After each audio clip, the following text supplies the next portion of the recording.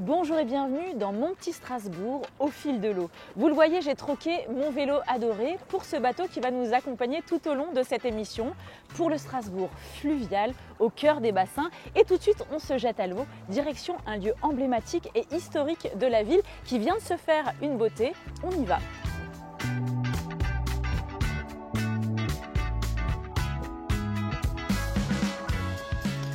Deuxième port fluvial de France, Strasbourg est traversé et longé par les cours d'eau de l'Ill et du Rhin qui embrassent littéralement la ville.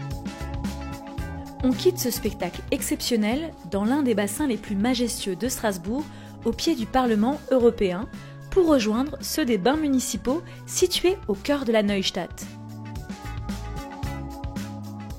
Et on profite d'une petite visite privée aux aurores avant l'arrivée des baigneurs. Bonjour Marie. Salut Caroline. Alors merci de nous accueillir dans ce lieu qui n'est pas encore ouvert au public. On a une chance incroyable. Dis-moi où on se trouve ici. Alors bienvenue aux Bains municipaux de Strasbourg, bâtiment classé monument historique depuis 2017. La rénovation a duré pendant 4 ans, donc l'occasion de redonner au mur une deuxième jeunesse et donc également d'incorporer de nouvelles activités aux bains municipaux. Est-ce que tu me fais visiter pour qu'on voit ça de plus près? Complètement. C'est en effet plusieurs années de rénovation qui ont été nécessaires pour donner à cet ouvrage architectural, plus que centenaire, un souffle nouveau. Pensé comme une œuvre d'art par son architecte de l'époque Fritz Beblo, cette restauration d'envergure assure respecter le patrimoine et l'histoire des lieux, tout en s'adaptant aux usages contemporains.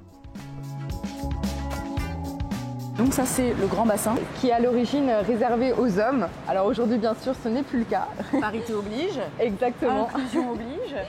Un héritage exceptionnel rendu accessible à tous, également dans les nouveaux espaces bien-être des bains.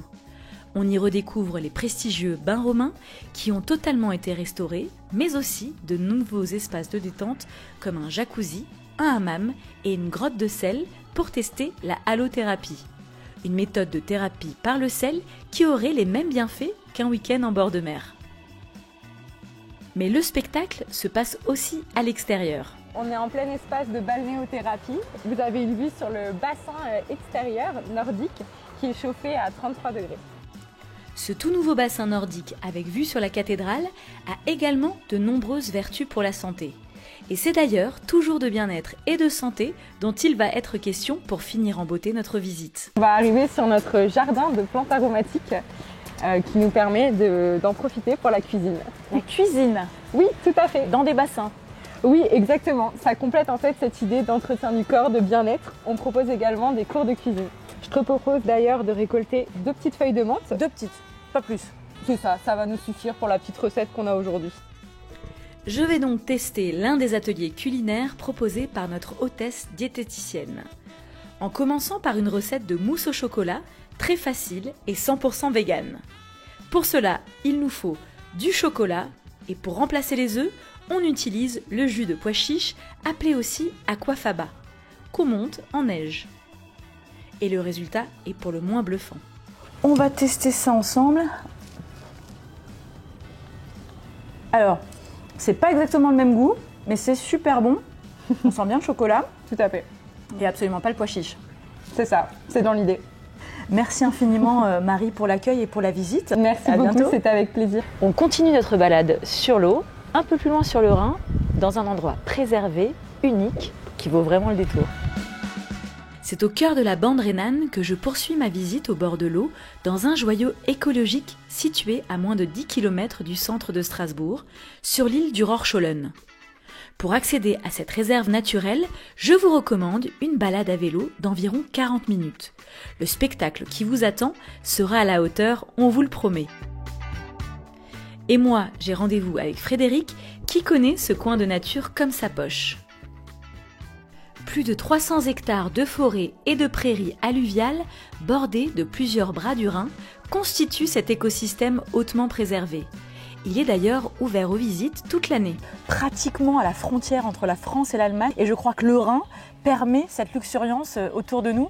Toute la fonctionnalité écologique de la forêt alluviale rhénane est liée au fonctionnement du Rhin, qui, dans des périodes estivales, mai-juin, inondait en fait cette forêt pour apporter de l'eau, des nutriments qui lui permettent donc de se développer et cette luxuriance qu'on peut observer aujourd'hui. Il y a 4 sentiers où les gens peuvent découvrir à la fois la forêt, les prairies, donc bientôt on va pouvoir voir les prairies à orchidées qui vont se développer, mais donc la découvrir oui, mais avec une certaine retenue pour un respect, voilà, on va dire. Un respect.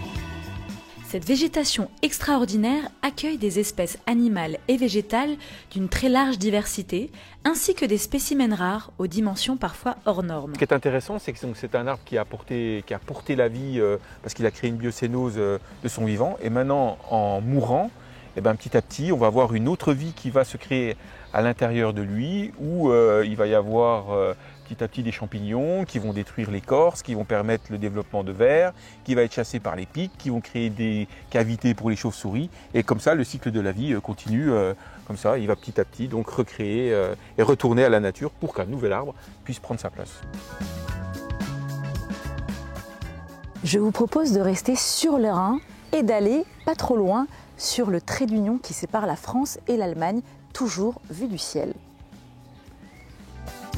Et pour finir notre excursion fluviale, direction la passerelle Mimram, ou passerelle des deux rives, située de chaque côté du Rhin.